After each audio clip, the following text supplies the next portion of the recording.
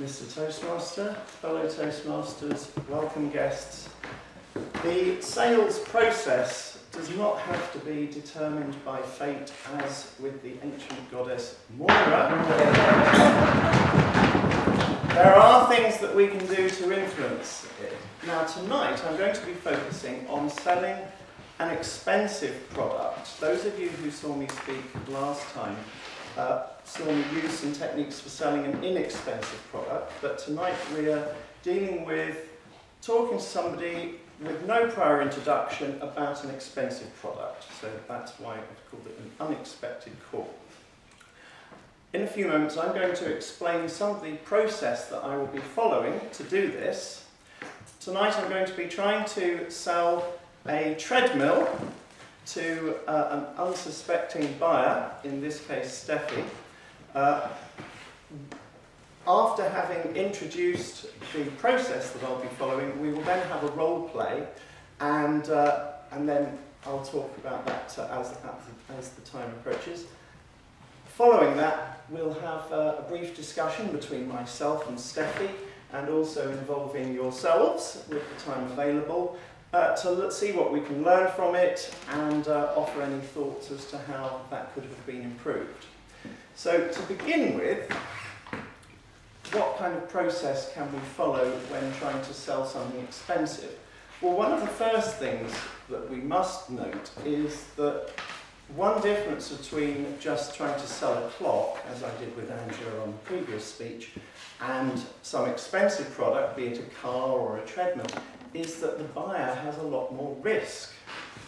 So I need to try and help the buyer to de-risk this as much as possible. And the way that I'm going to do that is to be a resource. So I am trying to portray myself as the go-to resource of information, to be a trusted partner, a trusted friend, so that when the buyer wants to make that decision, they will come to me. So I will need to be asking questions with care, because one thing I'm not going to be doing is putting Steffi on the spot. So the kind of techniques I'm going to be using, I'm not going to be saying, you know, would you like to save £500 on a treadmill or something, because that's putting her into a position where whether she answers yes or no, she's going to feel bad, because either she knows if she answers yes, I'm going to follow up with some pressure tactics, or if she answers no, who wouldn't want to save money? So that kind of thing just promotes immediate distrust. So I'm not going to be putting her on the spot, and I'm going to wait till she asks me about the product before talking about those. So I will try to handle questions or objections, and finally I will try to determine what the next steps will be, so that we do have a next point. But it won't necessarily be selling at this particular time, because for a high price purchase, the process might actually take weeks or months while somebody's thinking about this, and it might also involve more than one decision maker if there are other people involved in making the decision. So I'd now like to welcome Steffi up here, and what we'll be doing, we're going to be in St Anne's Shopping Centre. So the scenario is that my company, First Fitness, we have a display in St Anne's Shopping Centre. Maybe we have some treadmills somewhere, but I wasn't going to lug them in. But we've got a display. I'm just approaching shoppers, just trying to talk about treadmills. And I just happen to have bumped into Steffi here. And after some pleasantries, we're now about to talk about, I'm now going to get into the part of the conversation where I'm going to actually ask her some questions. Do you have a treadmill at the moment? No, I don't have a treadmill at the moment. Oh, okay. What makes you interested in what are you interested You know, as it is New Year, and I have been contemplating on my Moira as well. So I have been thinking and then deciding. So I'm not sure whether I do want it, But then I have definitely given it a thought. So Right. maybe not. Okay. What if you did want to go for a treadmill? What would your purpose be in doing that? Is it, for example, would it be to lose weight, to just improve general fitness, stamina? What sorts of things? Both, I think. Stamina as well as, of course, weight loss as well. Weight loss, I think, more, yeah. Right, okay. Because there are different machines. Some are just for walking. Yeah. Whereas if you're really trying to improve stamina or those sorts of things, you might then want to consider a type of machine that is going to help you do some running. So are you more likely to are you just likely to just be wanting to walk? Maybe begin with walking and then okay, so maybe for the future. Yeah. Right, okay. And do you actually have much space in your house? Do you have somewhere where you might go to put? How much do you think? How much space would it take in a room? Like, well, if you have a fold-away machine, then you won't need so much space because you could hide it under a table or you could fold it against a wall. But if you were wanting one that was just going to be in situ, then probably about the size of a single bed, with maybe about half a metre each side. Yeah, so that you've got some running space. Yeah, because I wouldn't like enjoy folding every time I'm keeping it. I think that's a good task. Right. Well, the other thing. Yeah, Yes. I think probably one. Yeah. Yes. It would be okay. Space. Oh, okay. Right. And do you said you were slightly unsure. I mean, do you think that that you need some incentives to sort of keep going if you were going to get this type of machine? What type of incentives? Well, what I mean is incentives, things about the machine that will make running more exciting. So maybe yes. So, for example, yeah. like being able to watch the telly, have drinks nearby.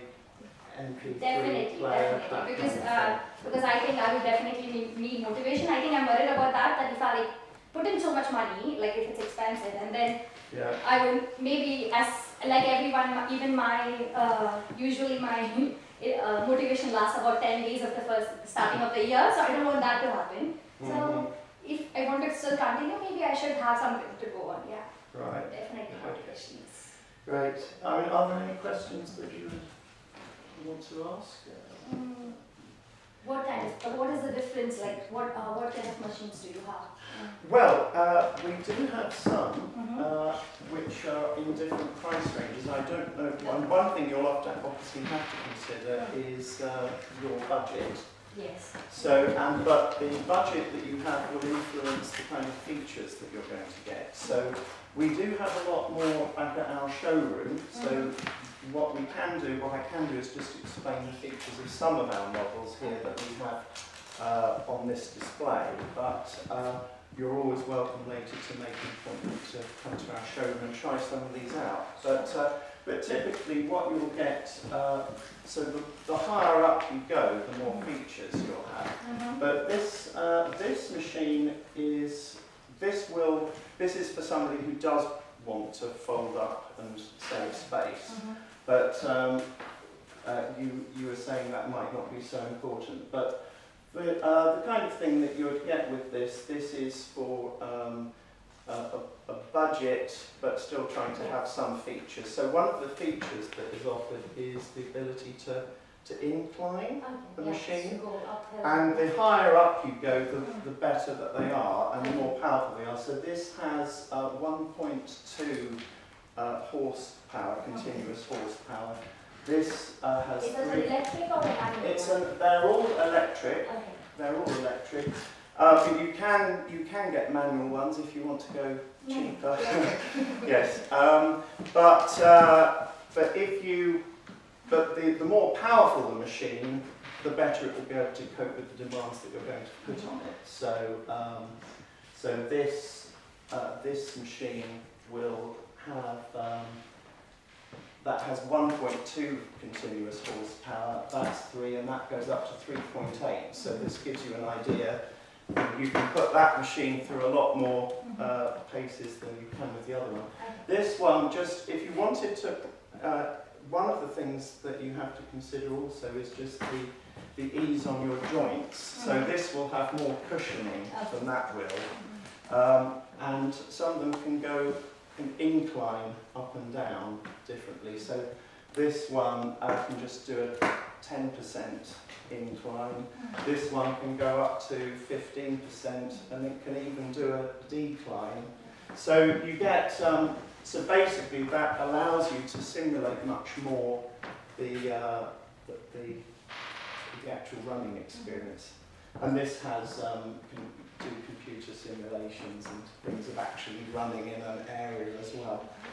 So, so I don't know if you'd be interested to come to our showroom sometime. Yes, I think that would be a good idea. Yeah, to be more sure about things. Yeah, right. And maybe try one of it. So. Right. Okay. Well, we can make an appointment, and then in the meantime, maybe you can think more about what those features are that you would like and how that would fit in your home. Right. And then we would go on to do the appointment, but just in the interests of time, I'd just now like to have a brief open up to everybody just to see what you thought about that. What was your actual feeling as I was talking to you? I think I was convinced, but what I would have wanted is like the ones when you see actually the people like trying to save, they will literally make it like, oh my god, you means that level of enthusiasm and trying to make you like want to do it for sure. Sometimes I end up buying things which I even don't want because they're like so enthusiastic. So maybe that. So maybe if I was less restrained then. Yeah, exactly. Okay, so next time I do this, I will be gushing in my enthusiasm. So Tony wants to say something. And related to what Steffi just said, you kept talking about the word features so many times. You want to talk about benefits, not features, and that would have made her more interested in getting it. Yes, good. Okay, thank you for that. And Chris? I'd like to hear why you thought those machines were so great. Yes? Why you believe they were a good purchase, and again, I think to pick up on Tony's point of value that you could convey there. Great. Okay. Excellent. And actually, I almost felt it was more you were trying to get Steffi to sell you on the idea of selling the. Great. Good. Okay. And oh no, okay. I'll just stretch it. I'll just stretch it. I think it would be good to mention to a client, this is my best seller, just to persuade that there are others that have chosen that. So I think that helps with the motion. Okay, great. Any other? I think the key cue for opening up any questioning was when she said, I lose motivation in 10 days. And then you start thinking, so 10 days, what have I got in my treadmills that are going to help her? I think that was the key to opening really the conversation. Okay, and then closing down on that and saying, so these are the features you like, this is our treadmill, come to the showroom and I'll book you in on that treadmill, and we have got a really busy diary, so let me book you in at 10 o'clock on Saturday. Thank you for that, because in fact I could have talked about, because these higher end models do have features that would help somebody retain interest. So thank you for that. So I should have gone and just pointed out some of the benefits of those. Well, on the plus side, I love the way you explain the whole structure of where you're going to go. I thought it really signposted really well. Great, thank you. So, Okay, two very quick last comments. Nike and then Ampara, and then we'll have to close. So yes. One thing I noticed, you were talking about each other, so I got lost in between. Okay. Right, Amparo. I think you should have, when she approached you, I think you should have started with being an example yourself, saying how good all these are excellent, because I use, just by doing half an hour, this is what I do. Okay, so just to talk about myself, I'm sorry I don't have more time to be able to take more comments, but thank you to Steffi and thank you to you all.